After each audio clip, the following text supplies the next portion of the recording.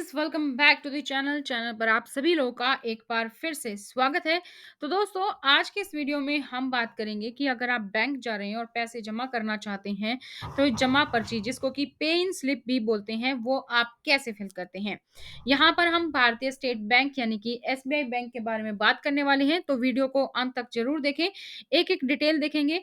तो शुरू करते हैं वीडियो। इससे पहले अगर आप लोग इस चैनल पर नए हैं या अभी तक भी आप लोगों ने इस चैनल को सब्सक्राइब नहीं किया है, तो चैनल को सब्सक्राइब करें और आपको क्या करना है, बेल आइकन को प्रेस कर लेना है ताकि जैसे ही वीडियो अपलोड की जाती है उसकी नोटिफिकेशन आप सभी लोगों को मिल सके।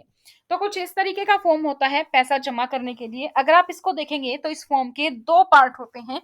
ये लाइन जहां पर दी गई है, ये वाला पार्ट बैंक आपको देता है स्टैम्प करके कितने पैसे आपने जमा किए हैं, और ये वाला पार्ट बैंक अपने पास रखता है। तो जब भी आप इस फॉर्म को फिल करेंगे तो आपके पास अकाउंट नंबर होना चाहिए। अगर आप अपने अकाउंट में पैसे जमा करवा रहे हैं तो बेटर है कि आप अपनी पासबुक लेके जाएं। उसमें आप अपना अकाउंट नंबर नेम अच्छे से देख कर फिल कर लीजिए, या आप उसकी फोटो खींच के भी लेके जा सकते हैं, स्कैन कॉपी। मतलब आपको आपका अकाउंट नंबर पता होना चाहिए और पासबुक में नाम क्या है फुल वो आपको पता होना चाहिए। अगर किसी और के बैंक अकाउंट में आप पैसे जमा कर रहे हैं तो उसका भी आपको अकाउंट नंबर, मोबाइल नंबर और उसका नाम पासबुक में क्या है वो कंप्लीट डिटेल यहाँ पर पता होनी चाहिए। तो वीडियो शुरू करते हैं, देख लेते हैं क्या-क्या डिटेल चाहिए। सबसे पहले यहाँ पर है दोस्तों ब्रांच, ठीक है? मान लीजिए आप यूपी के हैं और कानपुर में है आपका अकाउंट, तो आप यहाँ पे क्या लिख देंगे? कानपुर लिख देंगे। फॉर्म आप हिंदी और इंग्लिश दोनों में भर सकते हैं, कोई दिक्कत वाली बात नहीं है। हिंदी में चाहे तो हिंदी में कानपुर लिख दीजिए, इंग्लिश में लिखना है तो इंग्लिश में लिख दीजिए। जहाँ पे भी आपका ब्रांच है वही आप लिखिएगा, ठीक है? और उसके बाद आपको क्या करना है, देखिए पैसे आप जब निकलवाते हैं तो आप होम ब्रांच से निकलवा सकते हैं, लेकिन जब आपको पैसे जमा करवाने हैं तो वो आप किसी भी बैंक ब्रांच में जाके जमा करवा सकते हैं। ज़रूरी नहीं कि आपका जहाँ पर अकाउंट है वहीं पर जाकर आपको जमा करवाने हैं। अगर आपके आस-पास में उसी बैंक की कोई और ब्रांच है तो वहाँ से भी आप जमा करवा सकते हैं। ठीक है? उसके बाद आप लिखेंगे डेट, डेट जो भी डेट है, मान लीजिए 1 जनवरी 2023, तो मैं यहाँ पे इस तरीके से 1 जनवरी 2023 लिख दिया है। इस डेट को आप इस तरीके से भी लिख सकते हैं, टोटली डिपेंड्स ऑन यू किस तरीके से लिखना चाहते हैं, बस समझ आ जानी चाहिए कि आज की डेट है, ठीक है? उसके बाद आपको टाइप ऑफ अकाउंट आपका पता होना चाहिए। जनरली हमारा जो सब होता है, हमारा बचत खाता होता है, सेविंग अकाउंट, तो हम यहाँ पर एसबी पे क्लिक कर देते हैं। किसी कंपनी का अकाउंट जैसे होता है तो उसको हम करंट अकाउंट बोलते हैं, तो इसी तरीके से और होते हैं अकाउंट्स। तो यहाँ पर बचत खाता जनरली सबका होता है, तो सेविंग अकाउंट एसबी मैंने यहाँ पर क्लिक कर दिया है। ठीक है? आपका कोई और अकाउंट है तो उसके अकॉर्डिंग आप टिक कर लेंगे। उसके बाद आपको यहाँ पर फिल करना है अकाउंट नंबर, खाता संख्या। तो जो भी अगर आप अपने खाते में जमा करवा रहे हैं तो आपका अकाउंट नंबर, किसी और के खाते में जमा करवा रहे हैं तो उस इंसान का अकाउंट नंबर आपको पता होना चाहिए। तो यहाँ पर हम फिल कर देंगे अकाउंट नंबर। तो इस तरीके से मैंने यहाँ पे अकाउंट नंबर फिल कर दिया है, वो एज़ इट इज़ आपको फिल कर देना है। फिर आगे है के खाते में जमा करने हेतु। अब यहाँ पे बहुत सारे लोग कन्फ्यूज़ हो जाते हैं, कुछ यहाँ पर अमाउंट डाल देते हैं, कुछ यहाँ पर नाम डाल देते हैं। तो क्या आता है यहाँ पे करेक्ट? यहाँ पे नाम आएगा जिसका भी अकाउंट है। तो मान लीजिए जिसका भी अकाउंट है उसका नाम अनुज कुमार है, तो मैं यहाँ पे अनुज कुमार लिख देती हूँ। ठीक है? इसी तरीके से आपको यहाँ पर लिखना है। हिंदी, इंग्लिश आप अपने अकॉर्डिंग फॉर्म को फिल कर सकते हैं, कोई दिक्कत वाली बात नहीं है। ठीक है? उसके बाद कुल जमा रुपए, कितने पैसे आपको जमा करने हैं, डिपॉज़िट करने हैं, वो आपको लिखने हैं यहाँ पर वर्ड्स में। मान लीजिए आपको रुपए जमा करने हैं 5,000, तो आप यहाँ पर लिख देंगे 5,000 ओनली। ठीक है? इस तरीके से आप 5,000 ओनली, या हिंदी में भी केवल 5,000 रुपए आप यहाँ पर लिख सकते हैं। अब जैसा कि मैंने आपको बताया, अगर आप उनका जहाँ पर अकाउंट है वहीं पर आप पैसे जमा करवा रहे हैं, तो यहाँ पे आपने कानपुर लिख दिया। अब मान लीजिए आप कानपुर हैं लेकिन नहीं है, आप मान लीजिए लखनऊ में आपको पैसे जमा करवाने हैं, तो उस केस में आपको यहाँ पे लिखना होगा लखनऊ, आप कहीं और पे जमा करवा रहे हैं। और अगर आप अपने ही बैंक में जमा करवा रहे हैं जहाँ पर आपका अकाउंट है, तो ये हमारे किसी काम का नहीं, यहाँ पे हमें कुछ नहीं लिखना। अब पैसे की आपको डिटेल यहाँ पर देनी है। Please furnish detail of cash cheque overlift, तो ठीक है, पीछे की ओर भी आपको लिखना है कि अगर आप चेक दे रहे हैं तो वो आप पीछे डिटेल लिख देंगे, नकद दे रहे हैं तो भी पीछे, इसके पीछे जो डिटेल होंगी कि कितने-कितने मान लीजिए आप 5,000 जमा करवा रहे हैं, तो आपके पास 500-500 के 10 नोट है, तो पीछे एक कॉलम बना होता है, वो वहाँ पे आप इसको लिख देंगे। तो यहाँ पे मैं लिख ले रही हूँ, 5,000 रुपए हैं। ठीक है? यहाँ पे हम ब्लैंक छोड़ देंगे। कैश डिपॉज़िट में हमने लिख दिया 5,000 रुपए है, तो पीछे जो कॉलम बना होता है वो कुछ इस तरीके से होता है, 500 गुणा 10 आपको दिखाना होगा 5,000 रुपए, ठीक है? उसके बाद मोबाइल नंबर आप डाल देंगे यहाँ पर, तो मोबाइल नंबर आप यहाँ पे फ़िल कर दीजिए।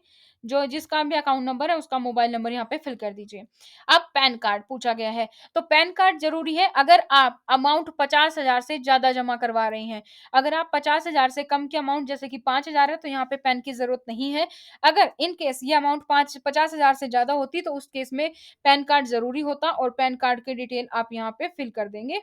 अगर आपके पास पैन कार्ड नंबर है, तो यहाँ पर फ़िल कर सकते हैं, लेकिन अगर 50,000 से ज़्यादा अमाउंट है, तो उस केस में तो पैन कार्ड फ़िल करना ही करना है। ठीक है? ये हमारा ऑफ़िस यूज़ के लिए है, तो ये वाली में डिटेल हमें नहीं भरनी है।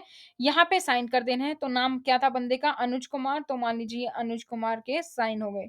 ठीक है? ये तो हमारा फॉर्म 1 हो गया। अब ये फॉर्म का दूसरा पार्ट जो बैंक आपको देगा, ये भी आप ही को भरना है। तो यहाँ पे ब्रांच हम लिख देते हैं वापस, हम पहले लिख चुके हैं उधर कानपुर, तो मैंने यहाँ पे कानपुर लिख दिया। बचत खाता है हमारा एसबी हमने सेलेक्ट कर लिया।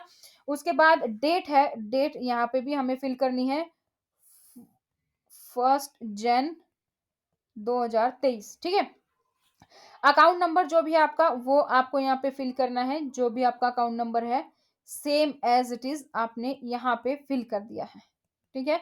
उसके बाद बैंक किसके अकाउंट में पैसा जाना है, अनुज कुमार का नाम है, तो अनुज कुमार लिख देते हैं यहाँ पे भी।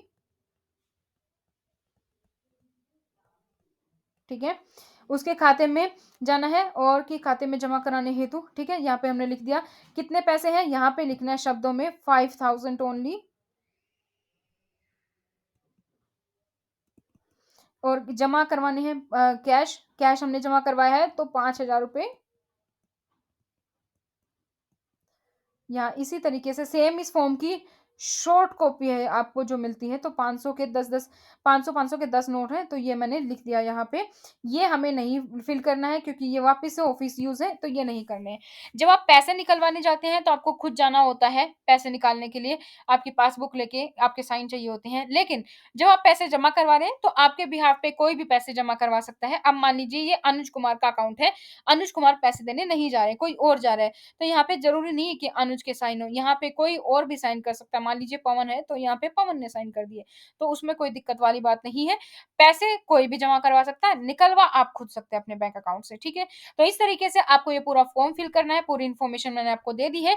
इसी तरीके की और वीडियोज़ को पाने के लिए चैनल को सब्सक्राइब करें, बेल आइकन को प्रेस करें, वीडियो को लाइक और शेयर करें और अगर आप किसी और बैंक के फॉर्म के बारे में भी जानना चाहते हैं, तो आप नीचे कमेंट सेक्शन में कमेंट कर सकते हैं। इस फॉर्म को एक बार फिर से देख लेते हैं। सबसे पहले यहाँ पर आएगी ब्रांच, उसके बाद आप यहाँ पे डेट लिखेंगे। टाइप ऑफ अकाउंट में आप सेलेक्ट करेंगे, सेविंग अकाउंट है तो सेविंग पे, करंट है तो करंट पे उसके अकॉर्डिंग। तो मैंने यहाँ पे सेविंग अकाउंट सेलेक्ट किया है। उसके बाद आपको अपना अकाउंट नंबर यहाँ पे लिखना है। अगर अकाउंट नंबर डिजिट कम है, तो आगे आप 000 या क्रॉस का निशान भी लगा सकते हैं।